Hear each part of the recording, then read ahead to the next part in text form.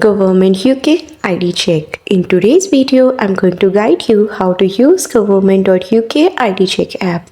So let's get started. The process is simple. You just have to follow this video till the end. First, download the government.uk ID check application from the Apple Store or Google Play. This app helps verify your identity for things like visa applications or right to work checks. Open the application and scan the QR code shown on your government.uk application page. This links the app to your online application. Next, scan your biometric passport. For this, hold your phone over the chip area until it reads the data. Then take a selfie style photo or short video to confirm your identity. Make sure you are in good lighting for clear results.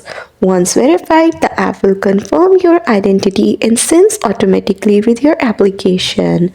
And that's all. That's how you will be able to use government.uk ID check application. Thanks for watching. Don't forget to like and subscribe.